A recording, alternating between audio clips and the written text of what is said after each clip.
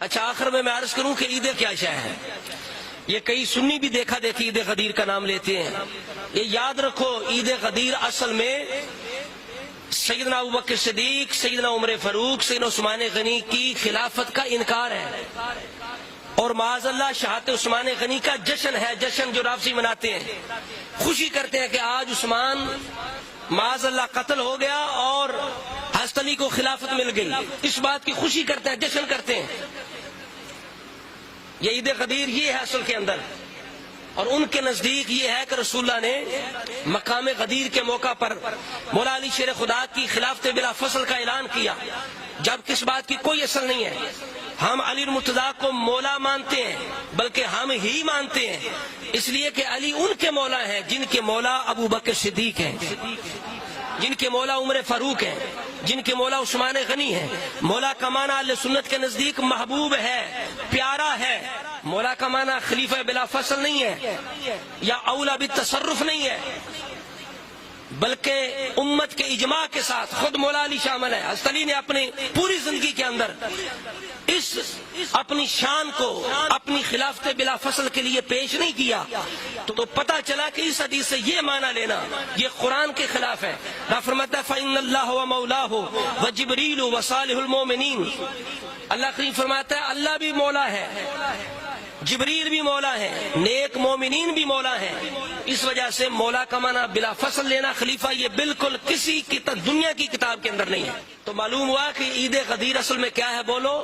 حضرت ابوبکر صدیق کی خلافت کا انکار ہے، عثمان غنی کی خلافت کا انکار ہے، فاروق اعظم کی خلافت کا انکار ہے، امت کے اجماع کا انکار ہے، اور مولا علی شیر خدا کی خلافت بلا فصل کا اعلان ہے. اور عید غدیر اصل میں ابو بکر عمر عثمان سے تبرہ ہے، بیزاری کا اظہار ہے. یہ ہے حقیقت عید غدیر کی. اور رسول اللہ نے فرمایا من تشبہ بقوم فہو منہم، فرمایا جو کسی قوم کی مشابہت کرے اس کا شمار اسی قوم کے اندر ہوگا. تو لہذا اہل سنت و جماعت علی المرتضیٰ شیر خدا کی شان کو تسلیم کرتے ہیں، مولا بھی مانتے ہیں، لیکن اس معنی میں نہیں مانتے جس معنی کے اندر رافضی مولا علی شیر خدا کو مولا کہتے ہیں. یہ یاد رکھ لو. تو لہذا اگر رافضی صرف اس نظریے سے عید غدیر کریں کہ اس دن نبی کریم علیہ السلام نے مولا علی کی خاص محبت کا اعلان کیا، محبوبیت کا اعلان کیا، تو ہم بھی عید غدیر منانے کے لیے تیار ہیں. لیکن اگر وہ اس سے مراد یہ لے کہ معاذ اللہ حضرت علی کی خلافت بلا فصل کا اعلان ہے، تو پھر یہ عید غدیر منانا اہل سنت کے لیے جائز بولو نہیں ہے، بلکہ گناہ ہے. اور ابو بکر عمر عثمان کے دشمنوں کے ساتھ مشابہت ہے. تو رسول اللہ نے فرمایا جس قوم کی مشابہت کرے اس کا شمار اسی کے اندر ہوگا. اس کو سمجھانے کے لیے عرض کرتا ہوں، دیکھیں عیسیٰ علیہ السلام کو ہم مانتے ہیں کہ نہیں؟ بولو. بلکہ ہم ہی مانتے ہیں. عیسیٰ علیہ السلام کو ہم ہی مانتے ہیں، عیسائی نہیں مانتے. وہ غلط انداز سے مانتے ہیں. جس طرح ہمیں قرآن نے بتایا، رسول اللہ نے بتایا، اس طرح نہیں مانتے.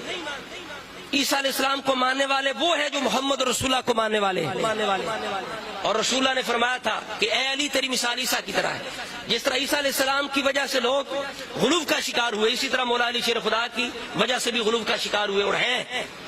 یہ جو مولا علی کو پہلے خلیفہ کہنے والے ہیں یہ غلو کا شکار ہے. مولا علی نے خود بھی یہ نہیں کہا، مولا علی کا خود بھی یہ عقیدہ نہیں ہے کہ میں پہلا خلیفہ ہوں. اس وجہ سے کر کے جس طرح عیسائی حضرت عیسیٰ علیہ السلام کی یوم پیدائش مناتے ہیں، کرسمس مناتے ہیں، ہمارے علماء منع کرتے ہیں، حالانکہ ہم عیسیٰ علیہ السلام کو مانتے ہیں، عیسیٰ علیہ السلام کو مانتے ہیں.